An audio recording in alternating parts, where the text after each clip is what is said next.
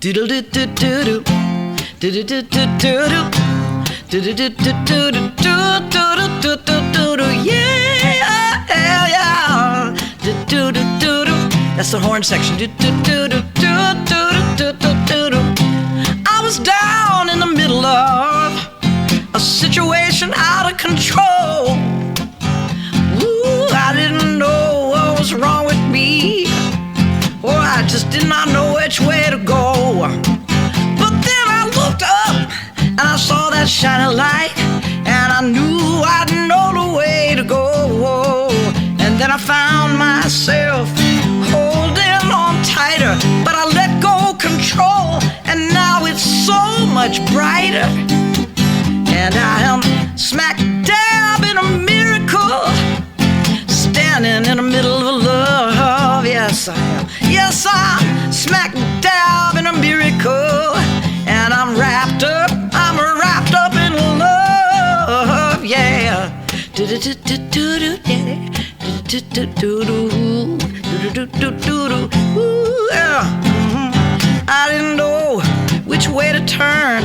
No signs pointed every which one. I had to step back and take a bird's eye view, 'cause Lord, I didn't know right from wrong. And then I found myself holding on tighter.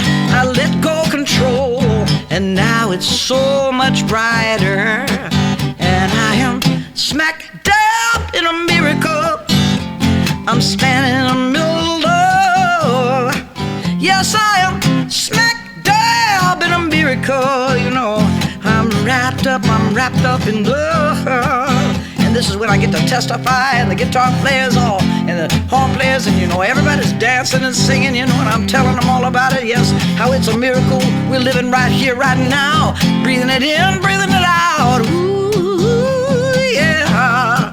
Oh, 'cause you know, I knew it, and I felt it, I thought about it, and now I understand. If I let go of all control, I can stand right here now, stand and testify, yes, that I am smack dab in a miracle. Everybody's singing, standing in the middle of love. What are we doing? We are smack dab in a miracle. Yes, we are. We're wrapped up in love. Look around, we're in this beautiful studio. Smack dab in a miracle, yeah. Smack dab in a miracle, all the way in California. Smack dab in a miracle, yes we are. Smack dab in a miracle. Can you play trombone?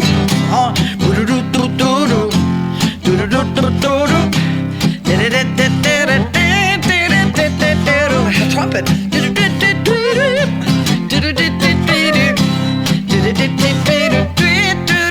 Here we go now. Smack dab in a miracle, yeah. Woo! Good job.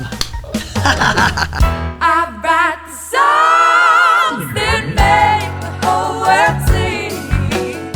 Welcome back to Songwriters Showcase. I'm your host, TJ Moss, and it is my pleasure to have this amazing voice, this amazing human that I've just met, Leeann Atherton. Welcome to the show. I am so honored to be here. Oh. What a treat it is for me to meet new people and be in new environments and with good people. Well, that's what we're doing here. Mm-hmm. We're trying to showcase some amazing humans that happen to be songwriters. So I love that. let's talk about that. Wow. Okay, so I'd love to know just a little bit about, first of all, where are you from? I grew up in Charleston, South Carolina. Okay, you grew up there. When did you start playing music? I remember singing with my sister, Roses Are Red, Oh, in harmony Okay. to my grandmother all right. in the back seat when I was about 5 years old. Wow, you So, remember that 5 I years old? remember it. I remember the car. I remember singing it. I remember being with my sister. I remember all of it. Beautiful. And then, I continued. I loved to sing, and she played piano. I would lay under her piano when she was practicing just to absorb all that beautiful music. And then I tried to play piano, and he thought I had no talent. And then I got a guitar from actually my first boyfriend. That happened years later. Sure. And started playing guitar, just a strummer, Joni Mitchell songs and Yeah. all. And then I started singing. I was hitchhiking to the beach because I loved the beach back then too. Cutting school, hitchhiking to the beach, and this guy picks me up who I knew, an older guy, a surfer. He had a studio, so I said, I'm a singer. And he said, okay, well, sing me something. And I sang him Since I Fell for You. That song, Bonnie Raitt did a great version of it. Mm-hmm. And so we put a band together, and he taught me about enunciation. Mm-hmm. And then you cut a track there? Then we started working. Okay. Put a band together with another surfer, and then I went to college just so I could put a band together. Yeah. And I studied flute. I was a classical flute player. Wow. Did you get a music degree? I got a music degree. Okay. I ended up being a music teacher. How about that? Later, I retired as a music teacher and special ed teacher. Okay. Too. So I thought I wanted to be a music therapist. Okay. But I couldn't go to that school, so I just did music and psychology. Okay. And my music teacher, when I was studying voice, she's like, Leeann, if you're going to be serious, she compared me to Julie Andrews, and she said, if you're going to be serious, you're going to have to quit singing in the bars, because I had a steady gig in the bars. Yeah. A 3-night a week that ended up a 5-night a week serious gig. Yeah. That lasted for 7 years. And where was that? Charleston. Okay. Still in Charleston. She said, if you're going to be serious, you got to drop singing in a band, in a bar. And I said, well, then I guess I'm not going to be a serious singer. And I put it together. I wanted to be a music therapist, and I thought, well, going in the bars is probably the best therapy I could do with music. Sure. So anyways, that's how life unfolded. Okay, so there you were, playing 5 nights a week in Charleston. I know you ended up in Austin, Texas. When did that happen? Well, I went to Nashville first. Oh, Nashville first. Yeah. Can't skip that. Because that was close, Yeah. Charleston to Nashville. Okay. I knew it was time to go. Yeah. Nashville was a great time. How long were you there? 7 years. Okay. So I had a great time. I had a songwriters. I didn't know how great I had it. I had a songwriters deal with a publishing company. My roommate, he's a engineer right now, producer. His name's Ray Kennedy, and the other one is Bruce Boughton, this great steel player. So they introduced me to all kinds of people there. And then I got a gig as a backup singer with a country act. Okay. A big country act. And Who was that? Some people love him, some people don't respect him, but it was my gig with Lee Greenwood. Oh, my goodness. Yeah, Yeah. we did the God Bless the USA tour. Of course. Okay. I mean, I grew up in Oklahoma, so you're lovely then. I'm very, very aware of God Bless the USA. Oh, yeah. Absolutely. So you sang backup for him. Uh-huh. Well, that's a gig. It was a great gig. A gig is a gig. It was a fun gig. And I got to learn then, too, that I actually liked being on a bus, going on the road, and doing all that. It's not for everybody. No, it's not for everybody. And then later, and when I got to Austin, then I moved to Austin after a road trip with another songwriter, because I'm I pick up songwriting in Nashville. Yeah. I think I'm a singer, and I am a singer. But my Ray Kennedy, the producer engineer, is the one who said, Leeann, if you're going to live in Nashville, you got to write songs. Sure. Oh, I've got a funny anecdote about that. Let's go. So I started writing songs, and I was working at a studio, Quadraphonic Studios, where that big hit, open up your heart, then open up your eyes, then you'll realize everlasting love. Yeah. His brother, that's the guy who funded the studio. Okay. And, I had some fun times there too.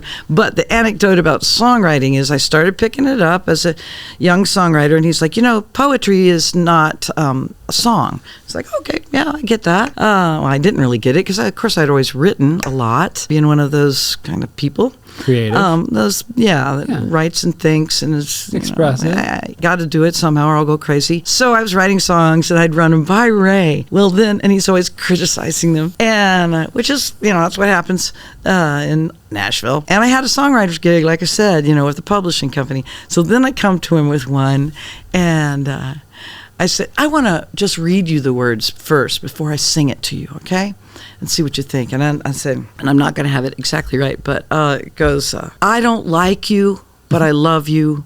Don't want to kiss you, but I need to. Oh, you do me wrong now. My love is strong now. You really got a hold on me. And he just said, oh, Leeann, that's disgusting. I can't believe you'd write something like that. And then I said, well, okay. And I just laughed, just like that. And I said, let me sing it. I don't like you. And then he started laughing, too. And I said, see, got Ray, him, dude. You got him. It's just your opinion. Burn. Yeah, it's just your opinion of what's good and bad. That's great. Maybe the stupidest songs make the best hits anyway. I don't know. Yeah. Just whatever hits the heart. So good. That's a great story. So it was fun. Okay, so you're there. You're writing songs. You said you had a publishing deal. I had a publishing deal, and then I was shopping a record. I actually came out here to record my first record in Los Angeles with a guy named Greg Humphrey. He had lived out here in Hollywood. Anyway, I got to work at a great studio with Brian Ahern. He married Emmylou Harris, and he did Anne Murray, and he really wanted to work with me because of this one song I have called Mama's House. So we did this great record, but there was a lot of weird stuff with that. Like, I was like, how did you pay for this, Greg? And he said, with your checkbook. And I didn't have the money. And we had investors, and we stayed at this fancy hotel, you know, that Universal one, the round one, and he just kept getting room service. We spent $8,000 on room service there. That's how decadent it was, you know, and we should have been spending it on our recording. And that was to be recouped, right? Yeah, to be recouped, right? So anyway, I had this new record deal, record project, and it wasn't really country, because back then it was real bluegrass kind of country, which I love too, but that definitely was not what we were doing. Like, we had David Lindley on it and Albert Lee, and so it's still unreleased. That's an unreleased record. Wow. Anyway, there's history with that one too, how it got locked in Willie Nelson's studio, and when the IRS came in Austin, because my friend, when I came to Austin, my engineer friend also was in Austin at Willie Nelson's studio. So I got to work there, and you know, we call it, you know, when you go work at the dark hours, you know, when you're doing spec work, going in the middle of the night and stay up all night doing that for nothing, for hope, with all the hope, So you know, it was just a fun journey, super fun journey. Okay, so then you ended up in Austin. I ended up in Austin. I'd done a road trip with one of my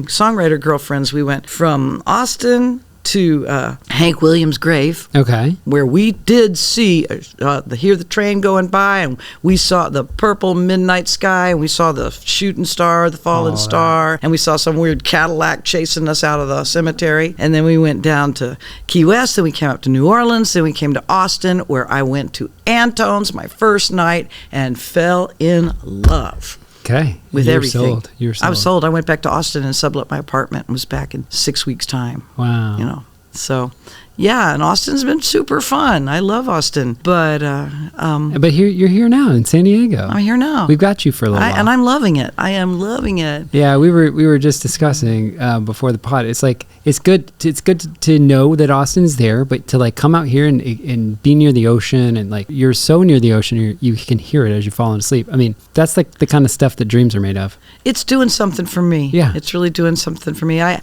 did have some loss last year, and just thought, you know what, I'm going to do this. Yeah. I'm going to make it work. And it unfolded as it should to make it work. Medicine. It was magic. And my songwriting's been a little slow. Maybe it's not songwriting, maybe it's slow writing that I'm doing here. But maybe I'm just still healing and absorbing and having a good time. I've written one really good song out here. Okay. But that's not nothing. But I'm planting seeds and starting, ideas. So it's easy for me to get pretty lazy. I mean, I get up in the morning and I go boogie boarding. Sure. And then I come in I eat breakfast. And then I go ride my bike. I'm doing bike tours here, and I lead them. I got a job leading bike tours and playing music in California on the beach. That's such a good life. Well, we're so happy that you're here for a little while. Okay, well, let's hear some songs, shall we? Awesome. We're doing a real push with it right now to get young voters, because whether or not you think it works or whether or not you think it's important, it is our one thing we get to do with our democracy. We get one vote. So why not use it? Yeah. Why sit back and say, oh, it's on? Just get registered, and don't do it online. Go to the library, do it in person, and make sure you're on there. I just read that one. So this one, I don't play it very well, but you're going to hear this how the songwriter plays it, because with the recording, it's much better. I'm cleaning house, I'm letting go, not gonna hold what don't serve me no more. Oh no, yes, I'm cleaning house, that's what I do, yeah. Everything you know all gonna come true, cause we cleaning it up, yes, cleaning up a house. I'm cleaning house, I'm making space, I'm moving all the bad vibes to another place. Oh yes, with all the hard things that we all have to face. Hey, you know what, when things go south, I'm cleaning house, And you know, it goes on and on and on and on and on, testifying. I'm not afraid. No, I'll never be the same. No, no. Our cleaning house, that's what we do. Come on, get down to it. Me and you, we're cleaning house. Yes, oh, we're cleaning house. Yeah. Oh, you know, I know we got to find a way. We're walking and talking, yeah, doing it that way. Oh, I know. Ooh, yeah, we're gonna do what's right. Get down and testify. We're gonna go vote to do what's right. We're cleaning house. Yes, we are. We're letting go. Not gonna hold what don't serve us no more. No, no. We're cleaning house. Oh, that's what we do, baby. I'm cleaning mine. How about you? We're cleaning it up, yes. Cleaning up our house. What kind of house? Yes, you know we're cleaning it up, yeah. Cleaning up our house. Oh, we're cleaning it, yes. Cleaning up our house. Yeah, you know what? You know, I said my side of the street. We're cleaning house.